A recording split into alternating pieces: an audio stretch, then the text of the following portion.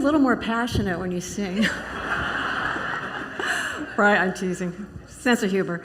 Wow, every time I come up here and I see your beautiful faces, and it inspires me so much, and I'm so honored to even be able to do this, because I know there is just such a hunger for us to experience our spirituality in this kind of a setting, where you're free to be who you are, where we don't dump a bunch of rules on you, and you can just allow your spirit to expand. And but when she was singing about the wild horses, I was thinking of all of us. Wouldn't it feel good to live in that energy of just being wild, right? The freedom of the soul.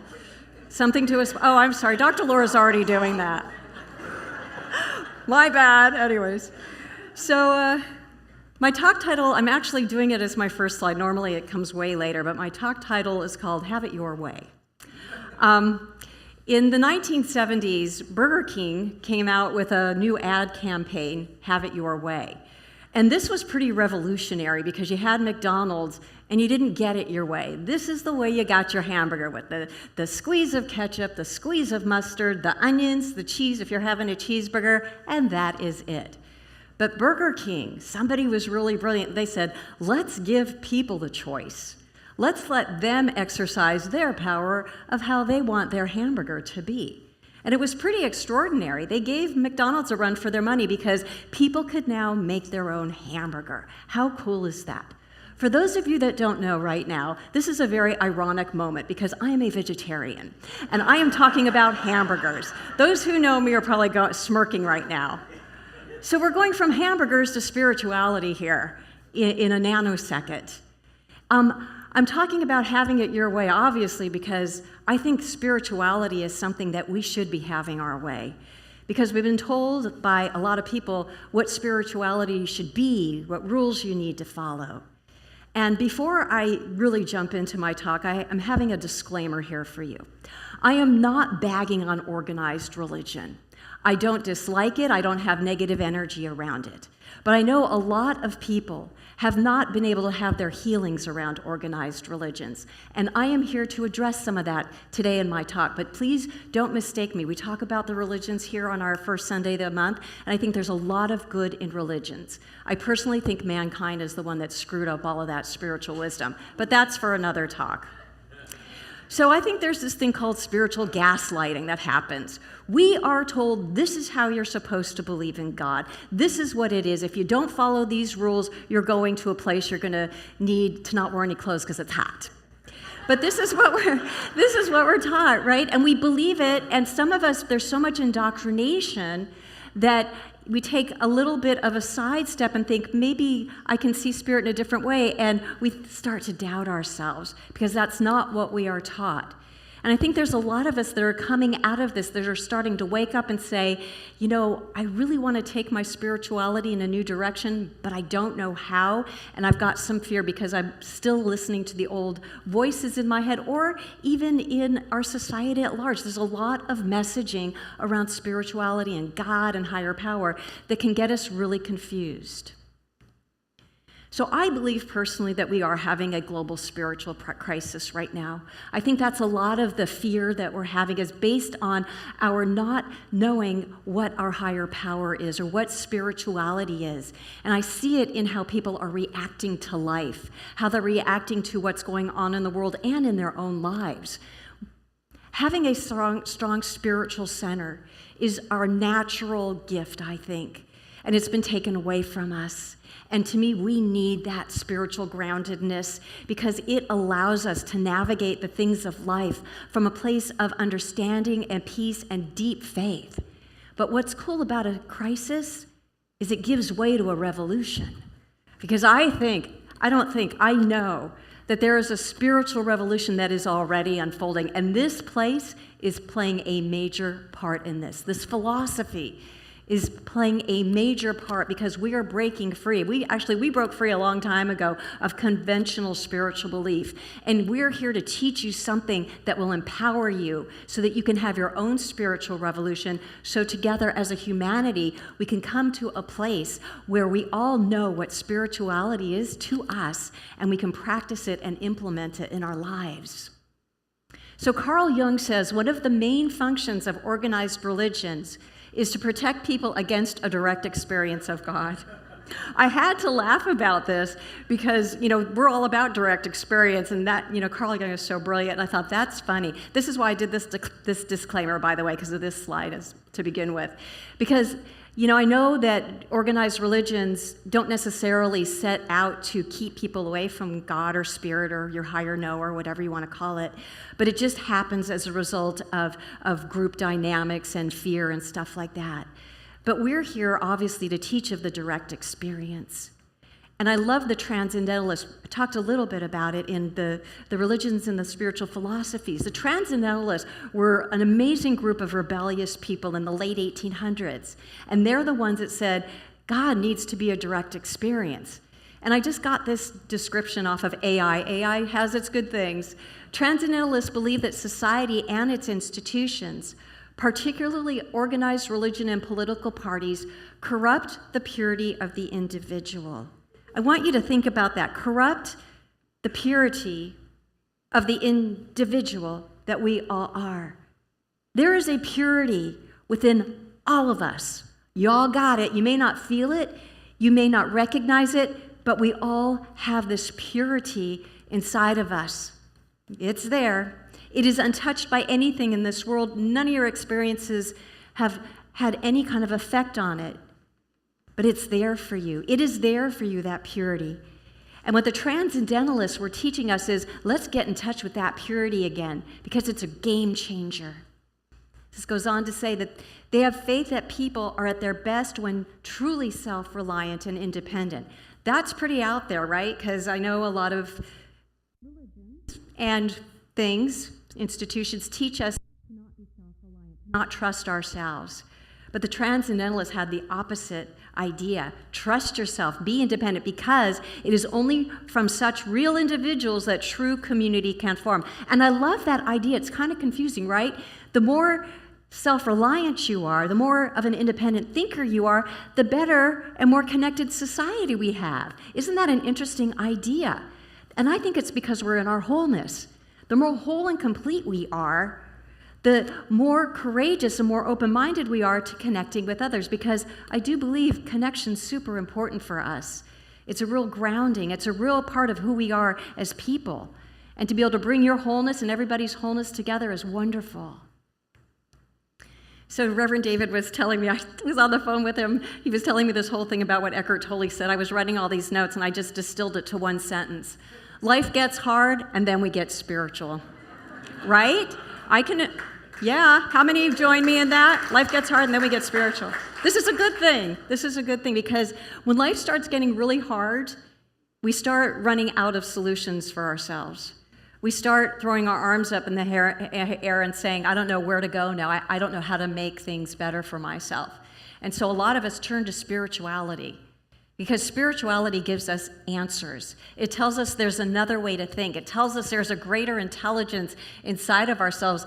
When we connect to it and we allow that energy in, it gives us what we require to make life not hard, to make it a little bit easier.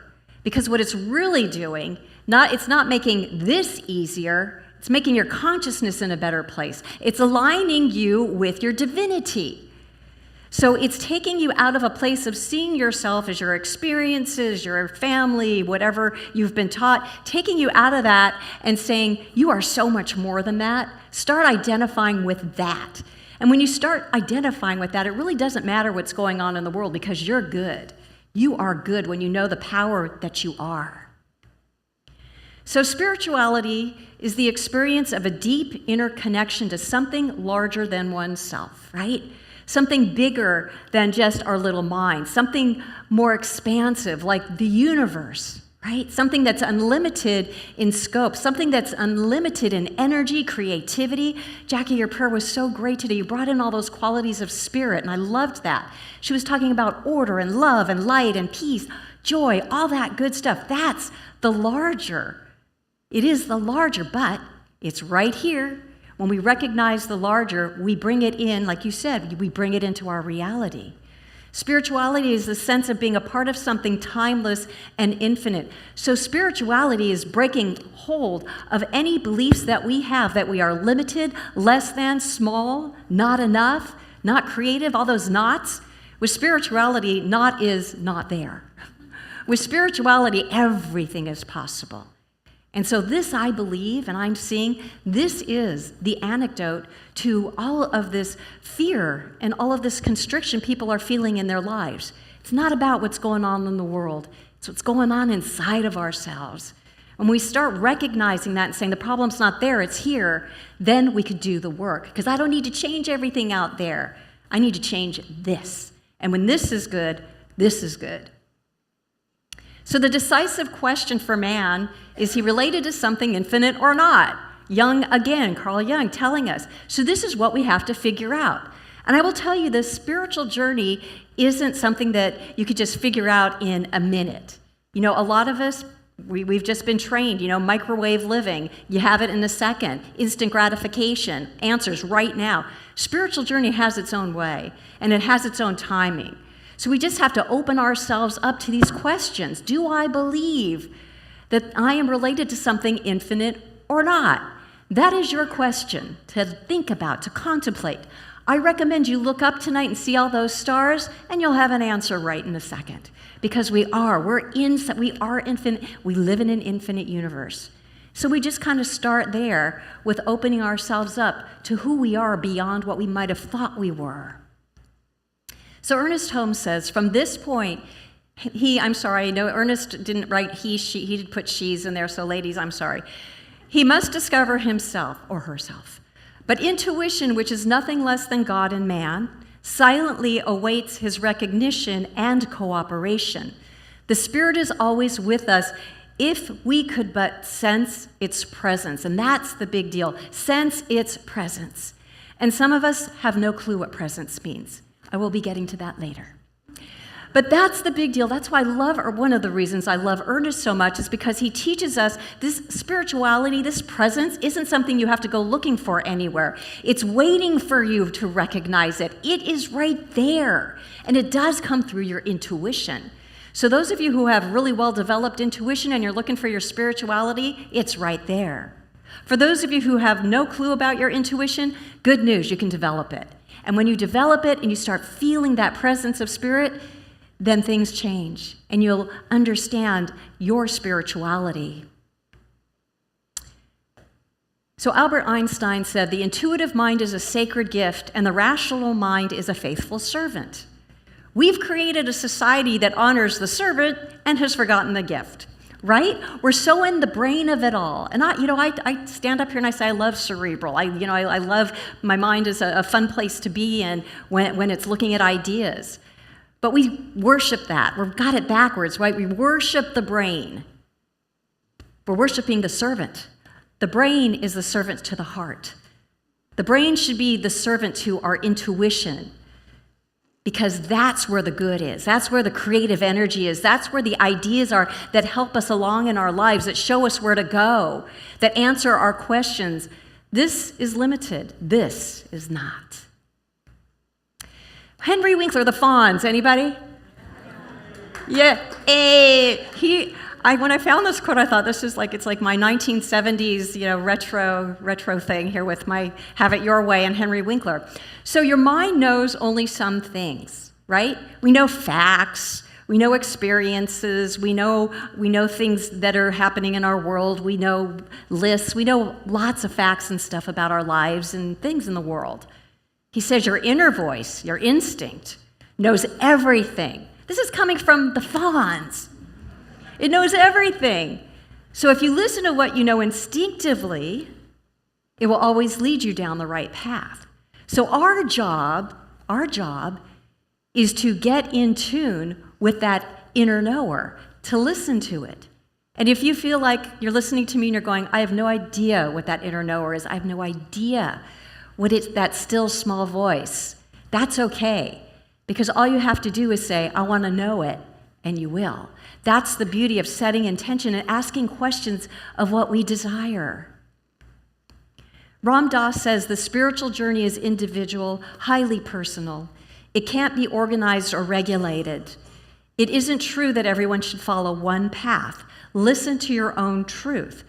I mean, this is big. This is a big deal that he says this, because a lot of us, myself included, I was raised in an organized religion, very organized. Judaism, super organized. It's the way they do things. And I loved it. And it meant something to me. And I felt, I felt my heart, I felt spirituality. But there was a time in my life where it stopped being meaningful anymore as far as some of the things I was told about who I am and what my path is. And that was a hard thing to recognize and realize. Tradition.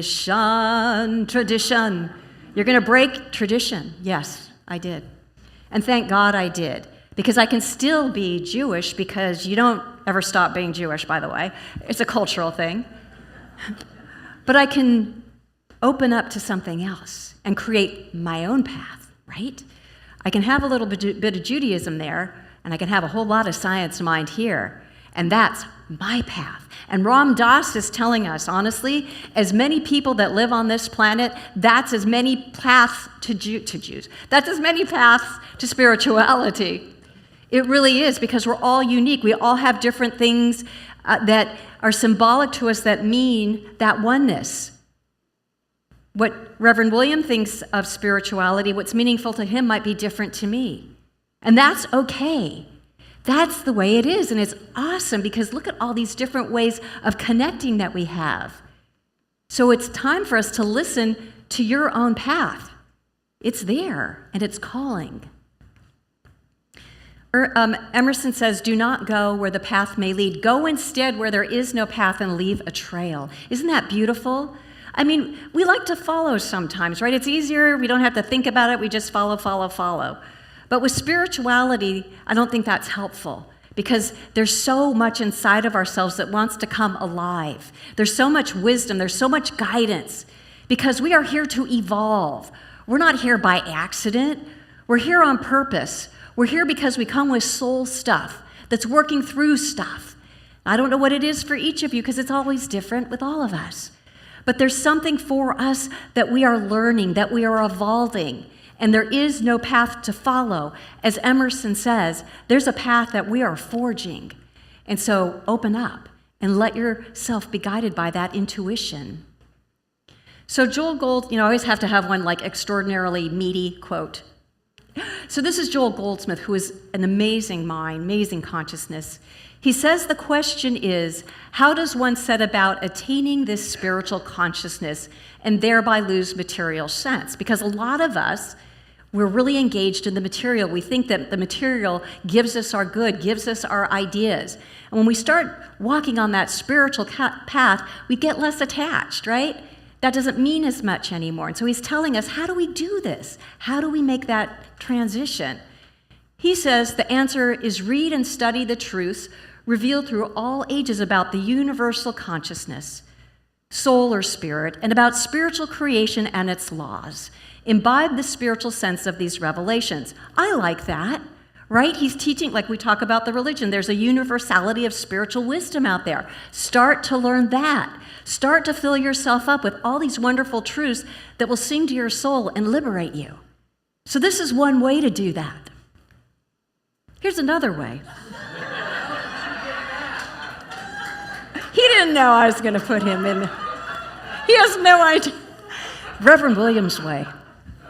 I like Reverend Williams. I got off Facebook. Oh my God. Woo. Anyways, so what you may or may not know is Dr. Laura and I taught Reverend William and his classmates in practitioner training. And you might be surprised by this, but Reverend William was a bit of a rebel. And when you're in prac training, you got to talk about meditation. You got to meditate. You got to get into your zone. And Reverend William was not digging that at all. He did not want to sit on a meditation pillow. He didn't want to go there. And I remember we would sit there and go, William, you need to do this. You need to do this. We were gaslighting him. Anyway, so one day Reverend William says, you know what? I don't need to sit on a meditation map to connect with spirit. I do it on my Harley. And something inside of me said, whoa, I get it. Because the way he said that, I could feel that spiritual expansion inside of him. I could feel that he was having a spiritual experience on his motorcycle. He was able to drive and have a spiritual experience. You can do both at the same time. But he woke me up to something that is so profound, because I tend to get in the books and the study of it all. It's kind of just how I'm wired. But Reverend William woke me up to see that sometimes it's not about the spiritual dogma. Sometimes it's about just stepping outside and going, wow. And when I think about that more and more, I realize that we are all having spiritual experiences all the time. We've had them our whole life. But because of the dogma, because of what we're taught about what spirituality is supposed to look like, that this is how you connect to God, not that, because we're taught all that stuff, we discount it. We don't even realize we have been having spiritual experiences our whole life. We just didn't realize it. We go to concerts. How many of you have been to a concert and had a spiritual experience? Absolutely. I'm not going to ask you if there was anything to enhance that or not. Not giving anything away on that one.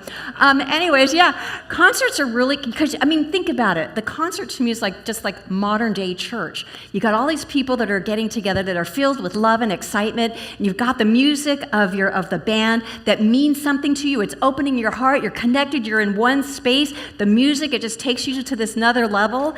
Isn't that a spiritual experience? I think so. When this curtain went up today, that was a spiritual experience. For me, it was. I just thought, wow, my heart opened up, and I just felt awash in this peace and this joy. That was a spiritual experience. So if you look back on your life, take another look and see what your spiritual experiences have been that are outside what you're told. Because I bet there's a lot. Anything that makes you feel one with it all, anything that puts you in a deep place of peace and love and joy and connection, that's spirituality.